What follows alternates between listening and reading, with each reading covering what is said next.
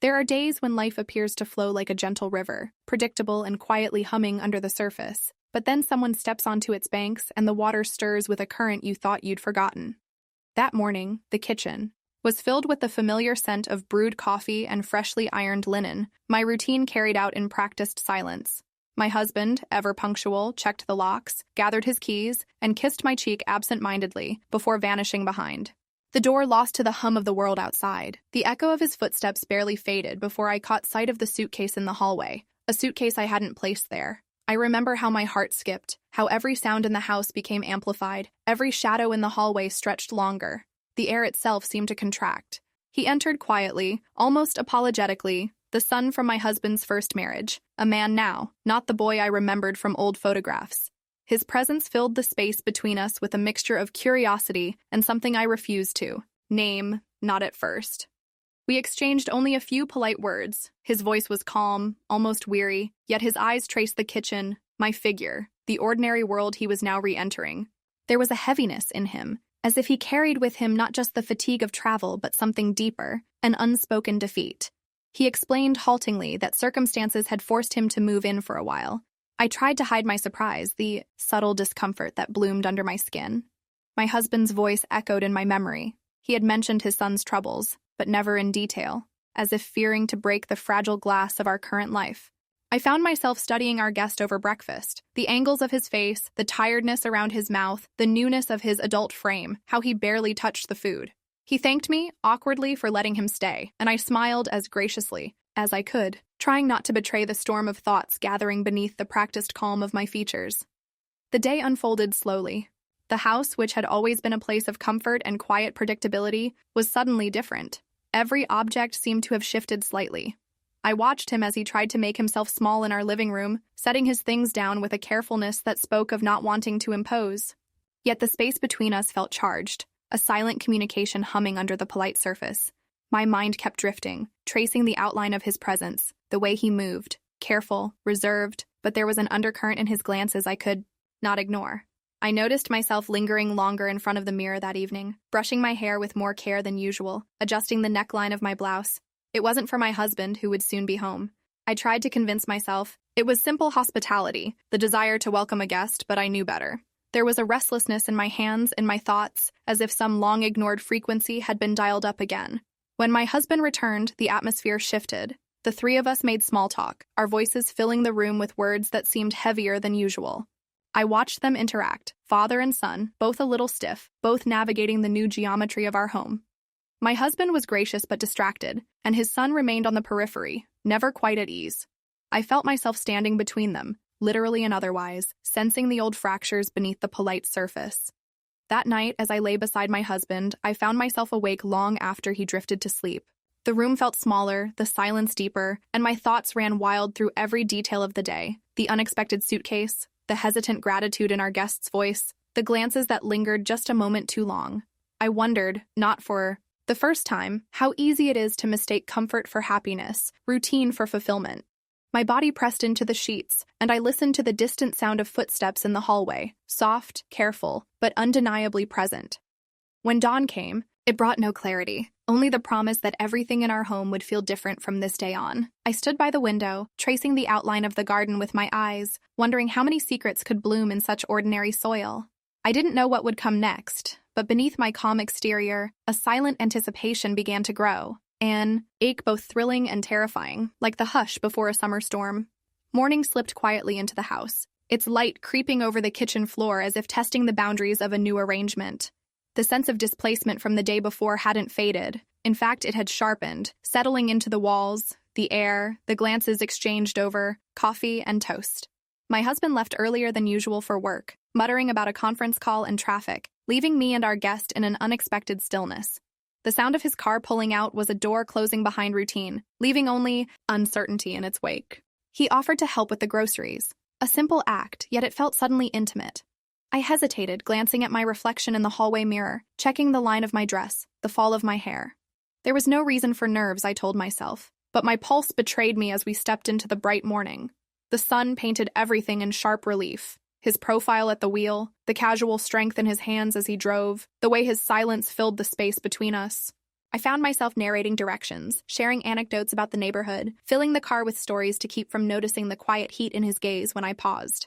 The grocery store was crowded, but we moved as if insulated from everyone around us. He picked up small items, asking my opinion, sometimes brushing against me in narrow aisles. Each touch, even accidental, left a faint, electric mark. I tried to focus on lists, on prices and labels, but my mind drifted to the shape of his fingers, the subtle changes in his expression when he listened. At checkout, the cashier made a casual remark about us shopping together. I laughed, a little too loudly, and felt his eyes on me, a silent question passing between us. Driving home, the car felt smaller. I reached for the radio, adjusting the volume to fill the silence, but conversation pushed through instead. "Was it always this quiet here?" he asked suddenly, his voice breaking the trance. "It's quieter than you remember?" I replied, the question tumbling out before I could smooth the edge of curiosity from it. He shrugged, glancing sideways. "Everything feels different now. Not bad, just unfamiliar." There was a pause as he seemed to search for something he couldn't say. "You look different too, happier, or maybe it's just today." His words unsettled me, warm and dangerous at the same time. I wanted to respond with something light, but instead, my own truth slipped through. "Maybe I just forgot what it's like to have someone notice the details." Silence hung between us. The world outside seemed to slow, the road stretching on, the familiar landmarks shifting in the rear view. As we stopped at a red light, I could feel the pulse at the base of my throat, the tension in my fingers where they gripped my purse. He reached over to adjust the air vent, his hand hovering close to mine. The gesture felt deliberate, too careful, to be meaningless. The light changed, but neither of us moved. For a heartbeat, we simply existed in the pause, the air between us thick with unspoken want. Back home, we unloaded bags in the narrow space between kitchen and pantry. Our hands brushed over a carton of eggs, fingers tangling for a second longer than needed. I stepped back, heat rising to my cheeks, heart racing in a way I couldn't disguise. He didn't apologize. He only watched as if waiting for a cue. I found myself drawn to the moment, to the way desire and fear tangled together in that cramped hallway. "You can go ahead," I managed, trying for casual as I gestured toward the living room. But my voice betrayed the fluttering beneath my skin. He lingered, his shadow cast across the threshold. "Are you sure?" he asked, softer now, almost conspiratorial. I met his gaze, letting the moment stretch. "I am." But even as he moved away, the connection didn't break. It followed me through the rest of the day. The memory of fingertips, the half-smile he wore as he vanished down the hall, the weight of his attention resting on my back long after the encounter ended. I tried to lose myself in chores, in the routine of folding towels and organizing shelves, but nothing fit the same way it used to. My thoughts looped, circling the possibility of something I had never allowed myself to consider. Later, as dusk approached and the house grew quieter, I found him outside leaning against the car in the fading light. The air was thick with the scent of cut grass and the distant promise of rain. I knew I should retreat, close the distance between me and safety, but instead, I walked toward him. He straightened, searching my face for something I wasn't sure I could give. "I needed to get some air," he said, looking past me toward the horizon. "Everything feels complicated." "I know," I admitted, and in that admission was a surrender of sorts. I stood beside him, close enough that our arms almost touched. The silence pressed in. He turned then, slow and hesitant, his eyes questioning. My breath caught. I felt the moment hanging in the air, fragile but inevitable. I didn't step back. He leaned in, and in that breathless interval, the world narrowed to the space between our mouths. The kiss was soft at first, tentative, almost, shy, then bolder, the energy between us shifting from hesitation to certainty. It was brief, just long enough to brand itself onto my memory, to change the texture of the evening. When he pulled away, neither of us spoke. I left him there in the falling light, heart racing, skin burning, every nerve alive with the memory of his mouth. Inside, I pressed trembling fingers to my lips, tasting guilt and desire in equal measure. The house felt changed, every surface humming with what had just happened. That night, I lay in bed beside my husband, acutely aware of every inch of space between us. I closed my eyes and waited for sleep, knowing that something fundamental had shifted, not just in the house, but in me. The days that followed moved with a heavy, expectant rhythm, as if every minute pressed itself into memory with greater weight than before. I felt the world recalibrating around me, old routines mutating into something brittle, every habit now tinged with the aftertaste of that first forbidden kiss. Morning sunlight seemed sharper through the curtains, sounds in the hallway rang, with greater clarity. I moved through my daily rituals, a hand on the coffee pot, fingers smoothing the tablecloth, trying to recall the person I was just days ago, when routine was a comfort and not a cover. My husband noticed, though he didn't say as much. He became more attentive, perhaps sensing the tremor in the air, the disruption to our seamless choreography. He lingered at the table after breakfast, watching me over the rim of his mug, searching for something in my expression. His touch was gentle but distracted, as if he were reaching through water. I responded in kind, smiling, offering small talk, but my mind was elsewhere, always humming with the memory of lips, the shock of electricity at the edges of my composure. Meanwhile, our guest moved within the house like a shadow with its own gravity. We orbited each other in cautious, silent ways. He was careful, never too close, never too distant, yet his presence drew my attention with an irresistible pull. Sometimes he watched me from the living room as I folded laundry in the kitchen, the line of his gaze persistent, quietly challenging. I would catch myself rearranging my hair or smoothing my blouse, as if trying to tidy the disorder that now ruled my inner world. One evening, a sudden rainstorm chased us indoors after an afternoon spent gardening. I remember how the thunder rattled the windows, rain lashing against glass. My husband, already tired from work, excused himself early and retreated to the bedroom, leaving us together in the living room with the television flickering and the storm outside muting the rest of the world. The room felt suspended in time, a bubble where normal rules were replaced with new possibilities. He sat across from me, his posture relaxed but alert, hands folded loosely in his lap. The space between us throbbed with memory and anticipation. For a while we pretended at distraction, letting the conversation meander. News headlines, errands, trivialities. Yet every glance was loaded, every silence more charged than speech. Finally, he broke the spell, his voice low and steady. "Do you regret what happened?" I met his eyes, feeling a dozen answers bloom and wither on my tongue. "I regret how easy it was," I replied, each word pulled from a place deeper than habit. "But not that it happened." The truth shimmered, in the air, fragile and blinding. He looked down, mouth tightening in a line that was neither smile nor frown. "I never thought I'd want something I couldn't have," he admitted quietly, "but I can't stop wanting it now." There was nothing romantic or poetic about the moment, just two people admitting to the chaos they'd unleashed, the hunger and shame woven together in their confessions. The sound of rain filled the pauses, as if the house itself were listening. The days passed with increasing tension, the risk of exposure always present. The smallest things became perilous. The brush of his arm when we passed in the hall, the shared glance over dinner, the way my heart stuttered when my husband would ask, "Is everything all right?" I began to find solace in the details, arranging flowers more precisely, folding napkins with geometric care, as if order in the house could offset the disorder inside me. At night, lying beside my husband, I grew hyper-aware of his body, the space between us, the scent of his skin. I wondered what he noticed, if he sensed the chill in my touch, the distance in my eyes.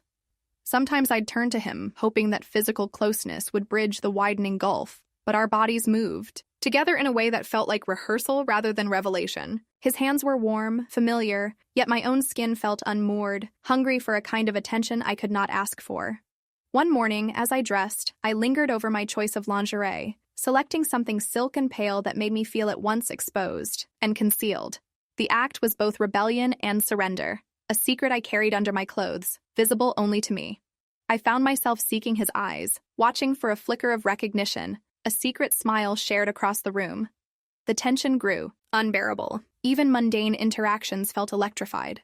I caught myself watching the clock, counting the minutes until my husband would leave for work, calculating the precise moment when the house would belong to us alone, even if only in the silence between steps.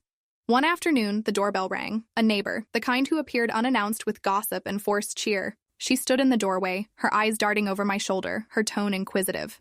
I played the role expected of me, polite and attentive, but beneath the surface I was coiled, every sense tuned to the footsteps in the hallway, the possibility of being found out. After she left, I found him in the kitchen, hands braced on the countertop, eyes distant. For a long moment, we stood without words, the room thick with everything unspoken. The boundaries of our world had shifted, and neither of us knew how to live within them, only that we had already crossed a line that could never be redrawn. Evening fell. I stared at my reflection, searching for signs of change. Something in my face, my posture, that marked the fault lines opening in my life. I touched my lips, recalling the taste of confession, the ache of wanting, the impossible comfort of being seen. Night pressed in, carrying with it the weight of choices made and yet to come. and I knew that whatever happened next would grow from this restless, tangled longing that refused to be named or denied. Some evenings seemed to vibrate with a kind of foreboding, as if the walls themselves are holding their breath. My husband announced almost casually that he would be away overnight, some last-minute work obligation, the kind that punctuated our life with comforting predictability. I nodded, pretending not to notice the undercurrent of relief in my own voice. He packed in the bedroom, moving quietly around the space, while I lingered in the hallway, every sense sharpened, attuned to the change his absence would bring. When the front door finally closed behind him, the house seemed to exhale. For a while, I busied myself with chores, sorting laundry, wiping countertops, trying to keep my mind tethered to the familiar. But everything felt suspended, as if I were performing a pantomime for an audience that had already left the theater. My thoughts flickered restlessly toward the living room, where he sat in silence, legs stretched out, a book open but unread on his lap. The air between us was thick, brimming with the words we'd left unsaid. I stepped outside to water the flowers, needing the night air on my skin. The garden glowed in the yellow wash of porch lights, petals trembling slightly in the faint breeze. I stood there, letting the rhythm of the hose steady my breathing. He appeared in the doorway, silhouetted against the house, and for a moment we simply watched each other, the silence stretching between us, charged and restless. Without a word, he joined me, taking the hose when I offered it, his hands brushing, mine in a gesture more loaded than any conversation. We moved quietly through the garden beds, shoulder to shoulder, our arms touching by accident and then not by accident. The act of tending to something together, of kneeling side by side in the dirt felt intimate in a way that surprised me, an intimacy forged not of secrets but of small shared labors. I felt a flush rise to my cheeks, uncertain whether it was the warmth of the evening or something deeper, rooted in the soil beneath our feet. Afterwards, we walked along the narrow path behind the house, the distant sounds of the neighborhood fading into the night. The world felt far away, the two of us suspended in the hush between streetlights. My pulse thrummed in my ears, every step heavy with anticipation. He matched my pace, occasionally glancing at me as if searching for some sign of invitation or retreat. Neither of us spoke. Words felt unnecessary, a distraction from the sharp awareness blooming in the spaces between. We reached the park at the end of our street, a patch of green barely larger than a backyard, ringed by benches and dim lamps. The city felt impossibly distant. I sat, smoothing my skirt over my knees, aware of his gaze lingering on my bare legs, the delicate arch of my ankle in the lamplight. My body hummed with memory and expectation, skin alive to every movement, every possibility. He sat, beside me, not quite touching. The moment felt impossibly fragile, balanced between restraint and surrender. My thoughts raced. What would happen if someone saw us here together, alone in the twilight? The thrill of risk mingled with the ache of want, an old hunger roaring in my chest. He spoke first, his voice hushed, the words heavy with meaning. Does it ever get easier, pretending nothing's changed? My reply was quiet, raw around the edges.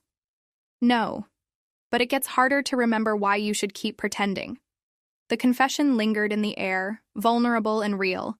I felt the world narrow to the bench beneath us, the lamplight painting a halo on the ground at our feet. We didn't move for a long while. I listened to the sound of his breathing, matching it to my own. There was an intimacy in the silence, something deeper than touch, more dangerous than words. I looked at him and saw my own desire reflected back, unfiltered and honest. When we rose, I felt changed, as if the night air had seeped into my skin and altered me at the core. We walked home in near silence, our fingers brushing occasionally, neither of us willing to break the spell that had formed between us. Each step felt like a negotiation with fate, a quiet defiance of the rules I had lived by for so long. Back inside, the house seemed to pulse with a secret rhythm. He lingered, in the kitchen, pouring a glass of water, his movements unhurried, deliberate. I watched from the doorway, the soft light catching on his features, shadowing his jaw, making him seem both familiar and entirely new. I moved to stand beside him, reaching for a glass myself, our shoulders almost touching. He looked at me and I felt the weight of all that had passed between us, the longing and the fear, the possibility and the risk. I wondered how much longer we could walk this knife edge, how many more stolen moments we could survive before someone, forced us to choose. The night closed in around the house, thick with the promise of things left unfinished. I went to bed alone, the sheets cool against my skin, the scent of the garden still lingering on my hands. Sleep eluded me, chased away by memory and hope, by the echo of footsteps outside my door and the knowledge that the world would look different. In the morning, As I drifted at the edge of wakefulness, I thought of the park, the lamplight, the brief collision of hands in the dark. I wondered if it was possible to go back to what had been, or if we had already wandered too far to ever find our way home. Pikoi. Day began with a nervous, humming energy that seemed to settle beneath my skin the moment I woke. My husband's absence lingered in the quiet of the house, a gap that at first felt liberating, then perilous. Morning light spilled through the windows, illuminating every surface, but instead of warmth, I felt exposed, as if the world could see straight through to the private longing I'd carried from my dreams into waking. I tried to lose myself in small, practical tasks, refilling the sugar jar, folding towels, watering the plants on the windowsill. But every routine felt suddenly theatrical, as if I were rehearsing a version of my life that no longer fit. He emerged from his room just after breakfast, hair damp from a shower, shirt clinging slightly to his skin. I noticed how comfortable he seemed now in our home, my home, moving with an ease that both unsettled and attracted me. There was an intimacy in the way he leaned against the counter, pouring himself coffee, offering a half-smile that was softer than any greeting. The tension between us crackled in the air, charged by the memory of the night before. We exchanged only a few words, voices subdued, as if wary of disturbing the fragile balance we had built out of secrecy and longing. The morning passed in small circles, each of us keeping to our own spaces, but always aware of the other's presence. I caught myself glancing at the clock, counting the hours until I would be forced to return to the shape of my marriage, the safety of familiar patterns. My phone buzzed with a message from my husband, a photo of a hotel breakfast, a brief note about his meeting. I replied with a smiley face and a promise to water the garden, acutely aware of the other life unfolding just a few rooms away. By afternoon, the house grew warm and silent. Dust motes danced in the sunlight, settling on the hardwood floor, like tiny reminders of time passing. I found myself standing before my wardrobe, searching through hangers for something soft, something that made me feel not just attractive, but undeniable. My fingers lingered on lace, on silk, on fabrics that seemed almost too delicate for daylight. I dressed with care, choosing a slip the color of old pearls, a blouse that skimmed my waist, and a skirt that traced the curve of my hips. Beneath it all, lingerie I'd never worn for my husband, something purchased on a whim, tucked away for a day that never came. I checked my reflection, not for flaws, but for courage. My heart pounded in my chest, each beat a dare. I smoothed my hair, dabbed perfume along my throat, and went in search of him. I found him in the laundry room, sorting a pile of towels with a focus that made me smile. The space was small, the walls close, the scent of detergent sharp in the air. He looked up as I entered, a question in his eyes that I answered with nothing more than a glance. I moved past him, reaching for a basket on the shelf, our bodies pressed together in the narrow aisle. My breath caught as his hand grazed my waist, a eyes touch so light it might have been accidental, but we both knew better. I turned to face him, eyes searching, the air between us charged with everything we couldn't say. For a moment we stood suspended, desire tightening around us, erasing the distance that had kept us safe. He spoke first, his voice low. "Are you sure?" I nodded, letting the silence speak for me. The second kiss came with a rush, a collision, of mouths, breathless and hungry, tempered only by the awareness that at any moment the spell could break. His hands found my back, pulling me closer, and I felt my body respond, heat blooming beneath my skin. The room seemed to shrink, every sound amplified, the creak of the floor, the soft thud of the laundry basket, the wild cadence of my heart. I forgot the world beyond that door. There was only the press of his lips, the taste of risk, the shivering ache of being wanted so completely. We broke apart at the sudden slam of the front door. My husband's voice carried through the hallway, earlier than expected. In a flurry of panic, we straightened our clothes, wiped flushed cheeks, composed ourselves with a trembling efficiency that bordered on absurdity. He slipped out through the back, carrying the basket as if nothing had happened, while I lingered, willing my breathing to steady. My husband found me in the kitchen a moment later, dropping his bags on the counter, face creased with the fatigue of travel. He kissed my forehead and asked if everything was all right. I nodded, the lie thin but necessary. I busied myself with dinner preparations, hands shaking slightly as I chopped vegetables, eyes fixed on the patterns of the cutting board. The evening unfolded in awkward normalcy, conversations about weather, work, plans for the weekend. I answered. His questions smiled at the appropriate moments, but my mind wandered. I stole glances at the clock, at the back door, at the shadow that moved behind the glass when our guest returned. Expression calm, voice even, betraying nothing. Later, as the three of us sat around the table, I watched their faces, searching for any sign that the balance had shifted, that my secret was written across my skin.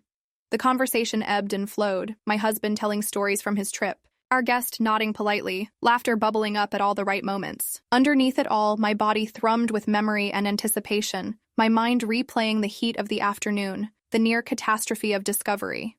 That night, as I lay in bed, my husband's arm draped across my waist, I listened to his steady breathing and stared into the dark. The room felt at once familiar and foreign, every shadow a reminder of the risks I'd taken, the lines I'd crossed. Sleep came slowly, restless and fragmented, filled with dreams of hands in the dark, of rooms too small to hold desire, of kisses stolen and nearly witnessed. I woke before dawn, heart pounding, skin tingling, already aching for a chance to repeat the risk, and somehow, impossibly, to go further. There are certain mornings when the world feels too fragile to touch, as if one careless gesture could shatter the delicate balance holding everything in place. In the aftermath of that stolen moment in the laundry room, my skin seemed to hum with leftover electricity, every glance at my reflection reminding me of the secret stitched beneath my clothes. Yet, with my husband home again, the boundaries of our life snapped back into place, as if nothing had shifted at all. I moved through the house with deliberate care, careful to maintain the veneer of normalcy, yet acutely aware of how much was left unspoken, undone, unresolved. My husband's presence was grounding and suffocating in equal measure. He carried the scent of hotels and aftershave, the sturdy confidence of someone who believes they are loved without question. He asked about my day, about dinner, about plans for the weekend, his tone gentle but distracted. I answered faithfully, offering small details, measuring each word. The intimacy between us had become a kind of polite choreography, the way we touched at breakfast, the shared glances over the newspaper, the familiar routine of bedtime. But beneath the surface, I felt the chill of distance widening, the ache of something vital left untouched. In bed at night, his hand would find my hip, his breath warm against my neck.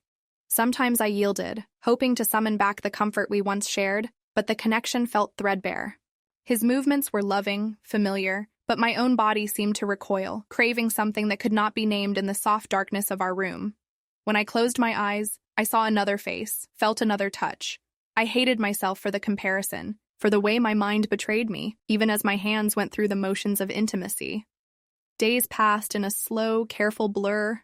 The ordinary details of domestic life, grocery lists, laundry, phone calls, took on new weight. I watched myself move through these tasks, sometimes feeling like a stranger inhabiting my own skin.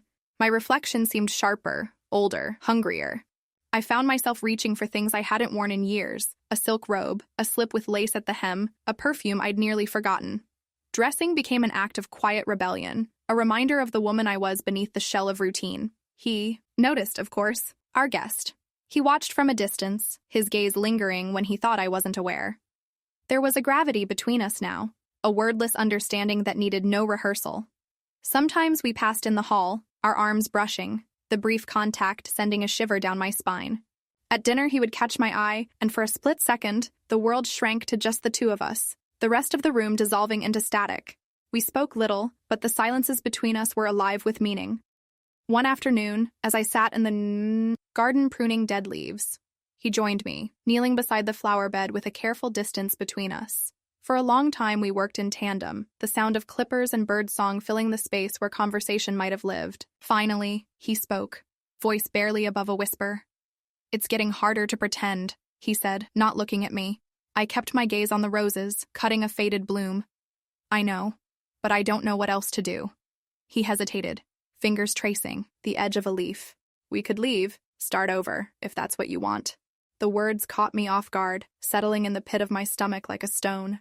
The thought was reckless, dangerous, both a temptation and a threat. I imagined what it would be like to upend my life, to walk away from everything I knew, and my breath caught at the enormity of it. I didn't answer right away. I only shook my head, the motion barely perceptible, as if afraid that saying too much would make the fantasy real. He stood, brushing dirt from his hands. "I just wanted you to know that you have a choice. You're not as trapped as you think."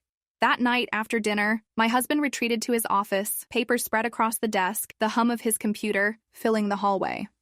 I wandered the house, restless, my fingers trailing over bookshelves and doorknobs, searching for something I couldn't name. The walls felt close, the rooms smaller than before. I paused outside my guest's door, listening to the faint sounds of music drifting from within. My hand hovered at the knob, but I did not enter. Instead, I returned to my own room, peeling away the layers of the day, clothes, makeup, routine, until I stood exposed in the glow of the bedside lamp. I studied myself in the mirror, the flush, On my cheeks, the line of my collarbone, the pulse at my throat. I wondered if desire was a form of madness, if the hunger I felt would ever be satisfied. Sleep did not come easily. I lay awake, tracing the pattern of the ceiling with my eyes, my body caught between longing and regret. I heard footsteps in the hallway, the soft click of a door closing, and imagined what might have happened if I had let myself go, if I had answered his plea with action instead of silence. The next morning, my husband was already gone when I woke. I dressed slowly, choosing a blouse that hugged my frame, a skirt that brushed my knees, a hint of perfume at my wrists. I moved through the kitchen with purpose, determined to inhabit the life I had built, even as it threatened to unravel beneath me. The day passed with uneasy quiet, each moment a negotiation between duty and desire. Every glance, every accidental touch, every shared silence drew the line tighter, straining against the inevitable. I wondered how long we could go on this way, two lives running parallel, converging only in secret, never in sunlight. I wondered if courage meant leaving, or simply enduring, and which would cost me more in the end. Sometimes I think tension has a sound, a taut, humming note that underpins everything, vibrating beneath daily life. In the days after his offer, I felt as if I was living on a wire stretched tight between two impossible choices. My body ached with the effort of pretending, with the strain of longing for a freedom I could not admit even to myself. The house had grown smaller, each room infused with a sense of something about to break, as if even the walls knew that the balance we'd clung to was failing.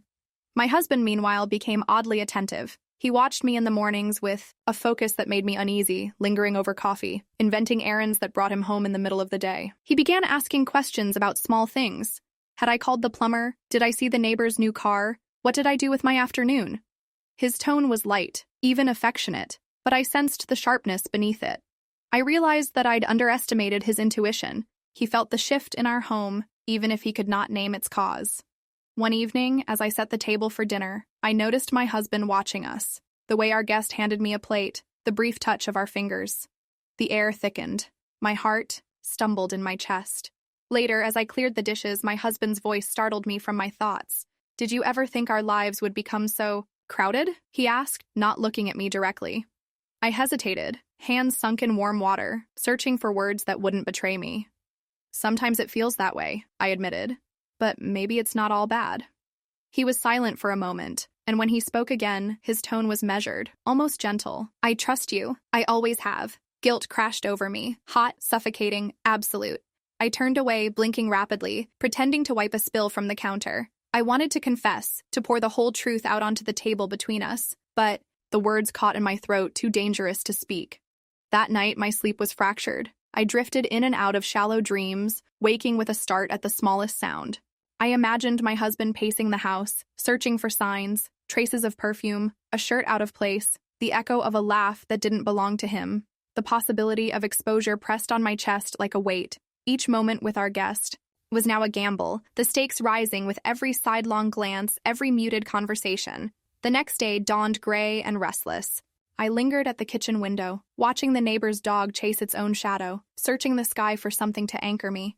The doorbell rang. A delivery, my husband's signature scrawled across the slip. I turned to find him in the hallway, holding a small velvet box, a frown between his brows. He offered it to me without ceremony. "Found this in the laundry. I thought it was lost."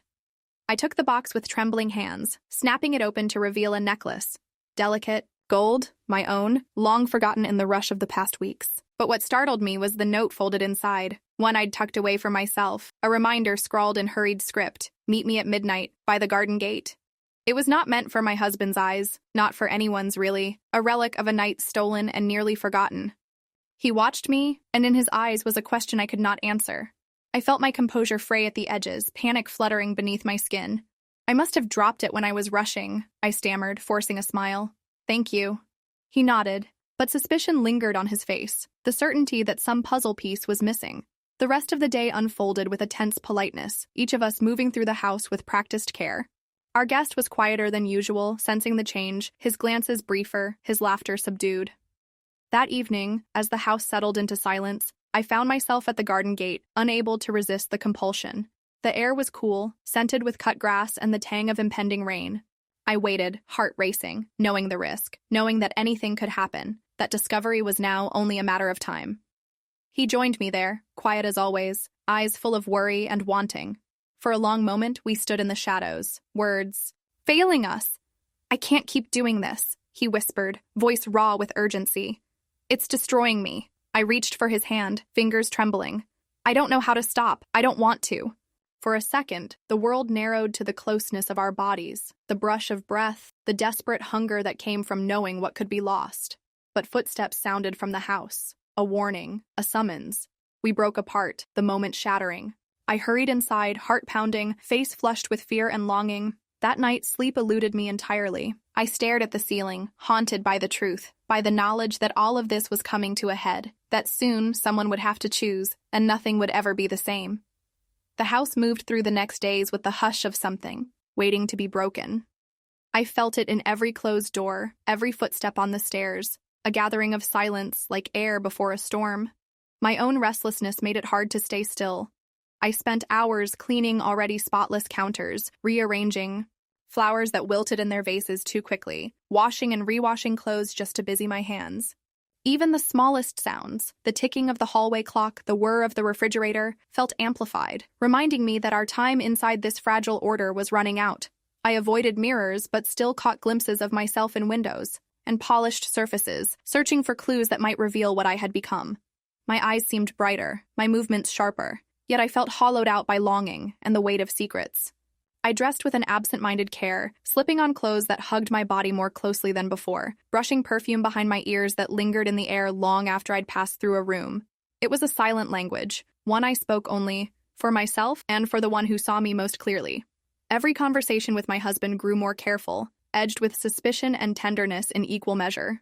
He watched me with a steady patience that unsettled me, as if he was waiting for a confession, or perhaps for a final betrayal that would justify the unease he could no longer name. Our meals together became quieter, the familiar rhythm of our talk replaced by long silences. At night, he reached for me in bed with more insistence than before, as if intimacy might repair what had come undone. I responded with a practiced affection, but the truth pressed between us, making each gesture feel both necessary and false. One evening, after dinner, the three of us found ourselves in the living room, the television droning softly, the lamplight painting the walls in a buttery glow. My husband sat with a book open but unread in his lap, glancing up from time to time as if searching for a reason to speak. Our guest lingered by the window, hands buried in his pockets, gaze restless as the streetlights flickered to life outside. I sat between them on the sofa, feeling as if I were being tugged in two directions at once.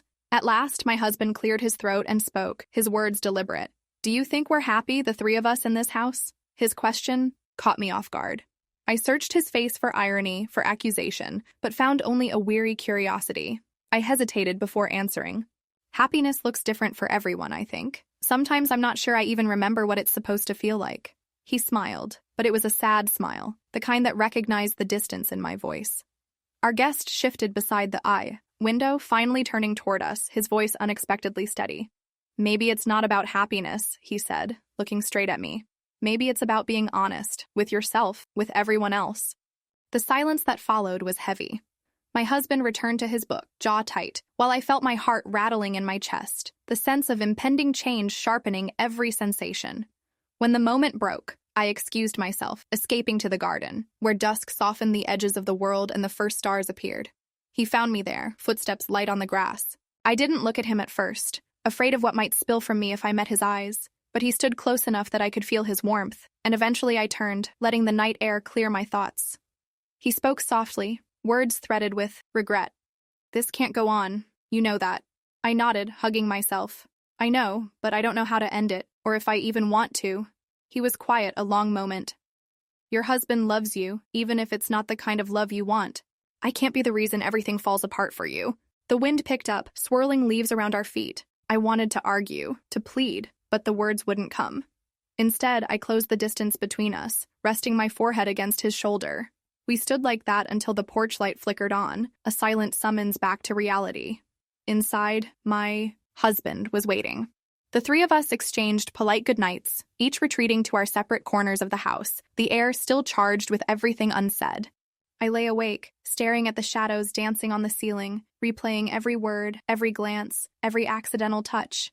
My mind chased itself in circles, desperate for resolution and terrified of what the truth might cost.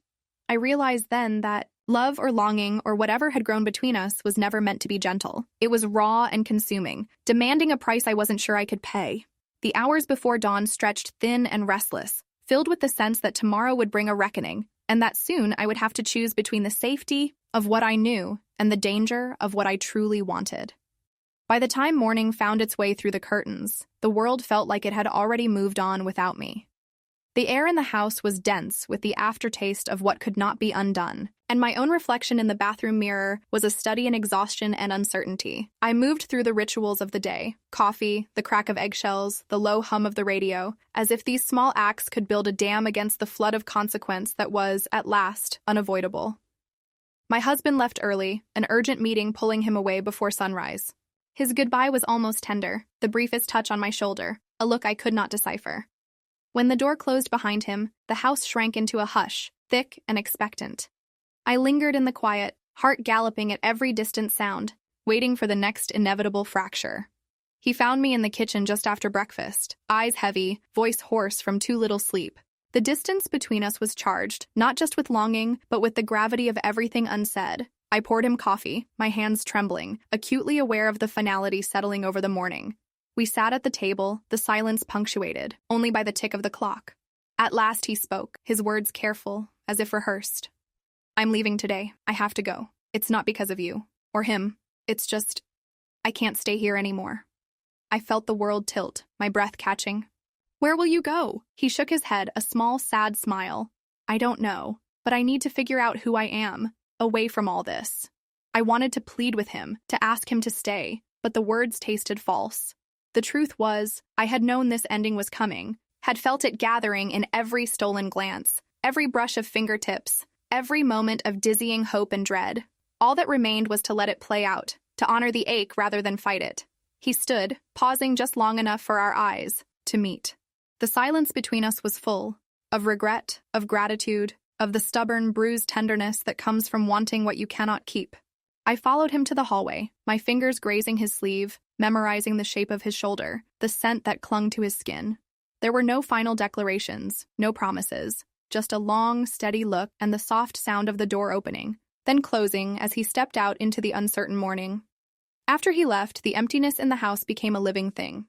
I moved through the rooms like a ghost, touching the back of the chair he always chose, running my palm across the cool countertop, folding a shirt he'd forgotten in the laundry. The world outside seemed impossibly bright, children's laughter drifting through the open window, the ordinary business of life rolling forward while mine stood perfectly, painfully still.